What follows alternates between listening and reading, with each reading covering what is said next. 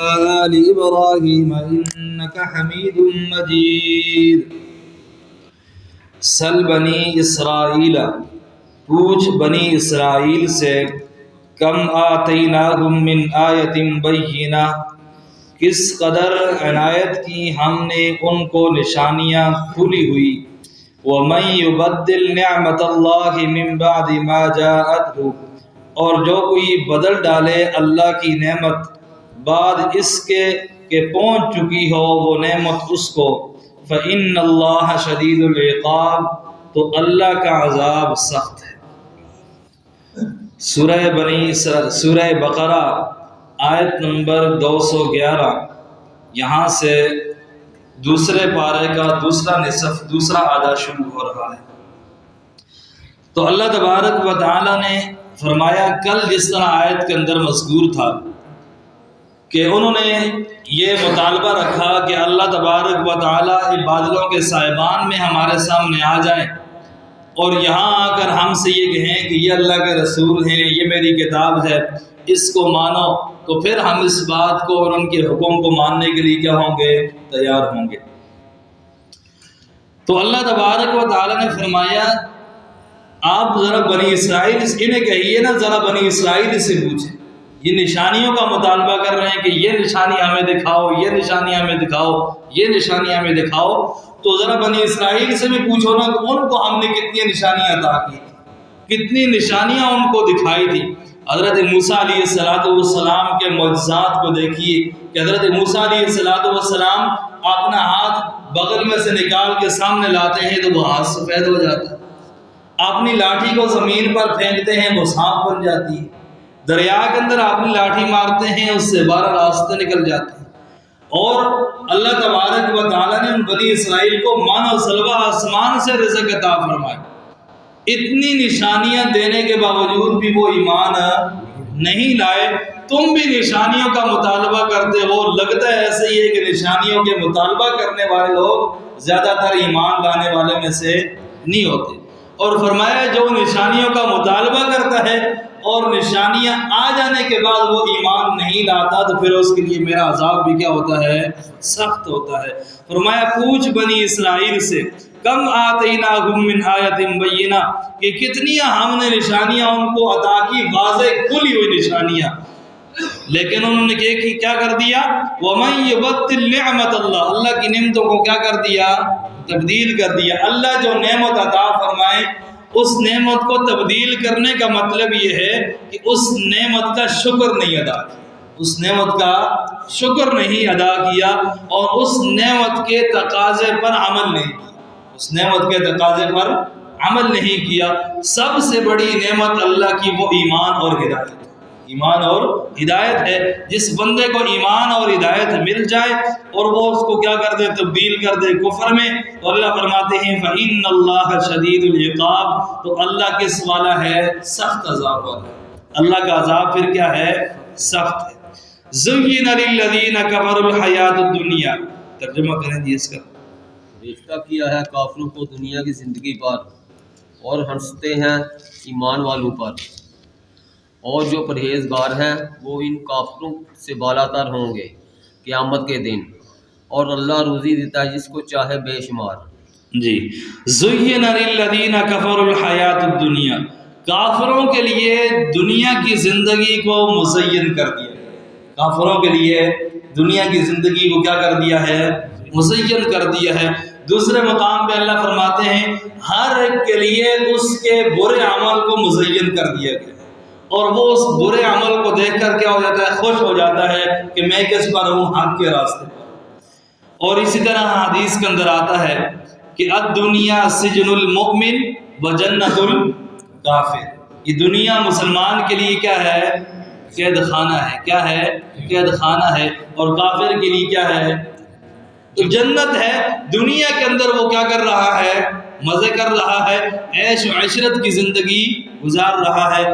اور اللہ نے دوسرے مقام پہ فرمایا کہ جو چھوٹے موٹے اعمال یہ اچھے بھی کرتا ہے تو میں اس کا بدلہ اسے دنیا میں دے دیتا ہوں، اس کا بدلہ کیا کر دیتا ہوں؟ دنیا میں دے دیتا ہوں۔ ایمان والے بڑے بڑے اعمال کرتے ہیں لیکن دنیا میں اس کا بدلہ بہت ہی کم ملتا ہے۔ ہم دعائیں مانگتے رہتے ہیں اور ہماری دعائیں بھی ہمارے قبول ہوتی ہیں لیکن ہمیں یہ لگتا ہے کہ دعائیں قبول نہیں ہوئی، حالانکہ دعا کے قبول ہونے کے کتنے طریقے ہیں؟ 3 طریقے ہیں۔ کتنے طریقے؟ 3 طریقے۔ سب سے پہلا کہ آپ نے جو مانگا اللہ نے وہی عطا کر دیا، جو مانگا دنیا میں اللہ نے وہی آپ کو عطا کر دیا، یا آپ نے کوئی ایسی چیز مانگی تو اللہ نے کہا یہ اس کے مناسب نہیں ہے، اس کے بدلے میں کوئی اور چیز دے دی، آپ کو نہیں سمجھ آئی کہ یہ اس کی دعا کا نتیجہ ہے، لیکن اللہ نے اس دعا کو قبول کر کے اس کے بدلے میں کوئی اچھی چیز عطا کر دی۔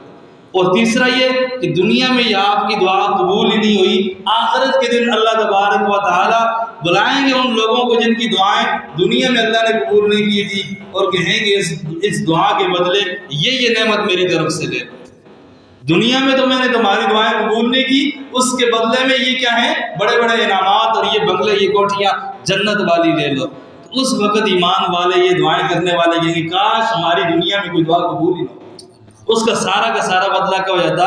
آج مل جاتا۔ تو فرمائیے یہ جو دنیا ہے یہ کس کے لیے مزین ہے؟ کافروں کے لیے۔ کافر اس پر فریفتہ ہے۔ وَيَسْخَرُونَ مِنَ الَّذِينَ آمَنُوا، اور یہ جو کافر ہیں یہ ایمان والوں پہ ہنستے ہیں، ایمان والوں کو کیا کرتے ہیں؟ ہنستے ہیں کہ ساری دنیا اٹھ کے چلی گئی اپنے کاروبار کے اندر، یہ مسجد کے اندر بیٹھے ہوئے کیا کر رہے ہیں؟ حضرت عبداللہ، میں نے آپ کو پہلے بھی سنایا تھا کہ حضرت عبداللہ بن مسعود رضی اللہ تعالیٰ عنہ فرماتے ہیں کہ جب وہ کوفہ کے اندر تشریف لے گئے، حضرت عمر رضی اللہ تعالیٰ عنہ نے ان کو وہاں بھیجا کہ یہاں جا کر وہ دین کی تبلیغ کریں اور دین کا جو ہے وہ سلسلہ وہاں مکتب قائم کریں، مدرسہ قائم کریں اور آگے پھیلائیں۔ تو وہ مسجد کے اندر درس دے رہے تھے تو کوئی گزرنے والا گزرا، تو اس نے کہا کہ بھئی یہ یہاں پہ کیا کر رہے ہیں بیٹھے ہوئے؟ باقی تو سارے بازار کے اندر چلے گئے، اپنے کاروبار میں لگے ہوئے ہیں، اور یہ اندر بیٹھے ہوئے کیا کر رہے ہیں؟ یہاں کچھ تقسیم ہو رہا ہے۔ تو حضرت عبداللہ بن مسعود رضی اللہ تعالیٰ نے فرمایا یقسمون میراث محمد صلی اللہ علیہ وسلم، کہ ان کے درمیان محمد صلی اللہ علیہ وسلم کی میراث تقسیم ہو رہی، اور آپ صلی اللہ علیہ وسلم کی میراث کیا تھی؟ درہم اور دینار تھے؟ نہیں، یہی قرآن تھا، یہی حدیث، یہی اللہ کے سکھائے ہوئے دین کے احکامات، یہی کیا ہو رہا تھا؟ حضرت عبداللہ بن مسعود ان کے درمیان کیا کر رہے تھے؟ تقسیم کر رہے تھے۔ تو فرمایا کہ یہ کافر تو تم پر ہنسیں گے، کافر تو کیا کریں گے؟ ان کا تو کام ہی یہی ہے۔ سورہ مطففین کے اندر بھی اللہ نے ان کی یہی نشانی بیان کی کہ جس وقت صحابہ کرام آپ صلی اللہ علیہ وسلم کے ارد گرد بیٹھے ہوتے تو کافر پاس سے گزرتے اور وہ ہنستے کہ ان کو دیکھو، آپ نے جو ہے گھر بھی چھوڑ دیا، بیوی بچے بھی چھوڑ دیے، مال بھی ان کے پاس نہیں ہے، کچھ بھی نہیں ہے، تنہا یہ محمد کے ارد گرد بیٹھے ہوئے، پتہ نہیں ان کا کیا ہو۔ تو وہ کیا کرتے تھے؟ ہنستے تھے۔ لیکن اللہ نے کیا فرمایا؟ وَالَّذِينَ اتَّقَوْا فَوْقَهُمْ يَوْمَ الْقِيَامَةِ، جن سے تم ہنستے ہو یہ متقی ہیں، یہ پرہیزگار ہیں، قیامت کے دن ان کی منزل اور ان کا مرتبہ تم سے کیا ہوگا؟ بہت بلند ہوگا۔ فَوْقَهُمْ يَوْمَ الْقِيَامَةِ، یہ اوپر ہوں گے ان سے قیامت کے دن۔ وَاللَّهُ يَرْزُقُ مَن يَشَاءُ بِغَيْرِ حساب، اللہ رزق دیتا ہے جسے چاہتا ہے بغیر حساب۔ کافر ہو اس کو بھی اللہ رزق دیتا ہے، مسلمان ہو اس کو بھی اللہ کیا دیتا ہے؟ رزق دیتا ہے۔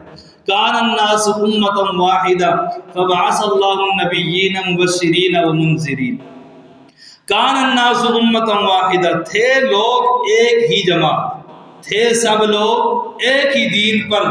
فبعث اللہ النبیین، پھر بھیجے اللہ نے پیغمبر، مبشرین خوشخبری سنانے والے، ومنذرین اور ڈرانے والے۔ کیا مطلب؟ کہ پہلے لوگ ایک ہی دین پر تھے، ایک ہی ملت پر تھے، سارے کے سارے کس پر تھے؟ توحید پر تھے۔ کس پر تھے؟ توحید پر تھے۔ تو کیا سمجھ میں آتا ہے کہ سارے کے سارے توحید پر تھے تو اللہ نے انبیاء علیہ السلام کو درمیان میں بھیج دیا اور اختلاف پیدا ہو گیا۔ قرآن خود اپنی تفسیر کرتا ہے، القرآن یفسر البعض بعضا، کہ بعض قرآن کریم کے جو بعض حصے ہیں وہ دوسرے بعض حصوں کی تفسیر کرتے ہیں۔ اگر یہ معنی اسی طرح آپ لیں گے تو بہت بڑا اشکال پیدا ہوگا، لیکن سمجھیے سورہ یونس ہے، اس کی آیت نمبر 19 ہے، اس میں اللہ تبارک و تعالیٰ نے فرمایا وَمَا كَانَ النَّاسُ إِلَّا أُمَّةً وَاحِدَةً فَاخْتَلَفُوا، یہ آیت نمبر 19، وَمَا كَانَ النَّاسُ إِلَّا أُمَّةً وَاحِدَةً، یہ جو لوگ تھے، یہ جو ملت تھی، یہ سارے کے سارے کس پر تھے؟ ایک دین پر تھے۔ فاختلفوا، پھر انہوں نے اختلاف کیا، پھر انہوں نے کیا کر دیا، اس کو یہاں پر ملاؤ کہ یہ سارے کے سارے لوگ ایک دین پر تھے. کس دین پر تھے؟ ایک دین پر تھے، ایک ہی توحید پر تھے. فاختلفوا، پھر انہوں نے اختلاف کیا. اس اختلاف کو دور کرنے کے لیے فبعث اللہ النبیین، اللہ نے کن کو بھیجا؟ نبیوں کو بھیجا. تو حضرت ابن عباس رضی اللہ تعالیٰ عنہ لکھتے ہیں کہ حضرت آدم علیہ السلام اور حضرت نوح علیہ السلام کے درمیان 10 زمانے گزرے ہیں. کتنے زمانے گزرے ہیں؟ 10 زمانے گزرے ہیں. اور ان 10 زمانوں میں سارے کے سارے لوگ توحید پرست تھے. پھر جب ان کا آپس میں اختلاف ہوا اور بعض لوگ شرک کے اندر مبتلا ہوئے تو اللہ نے حضرت نوح علیہ السلام کو بھیجا اور کہا کہ اس قوم کو سمجھائیے کہ تمہارا رب کیا ہے؟ ایک ہے، اس کی توحید میں کسی کو شامل نہیں کرنا. فبعث اللہ النبیین، اللہ نے بھیجا نبیوں کو، مبشرین، جو کیا تھے؟ خوشخبری سنانے والے، ایمان والوں کو خوشخبریاں سنانے والے، ومنذرین، اور کافروں کو ڈرانے والے جہنم سے.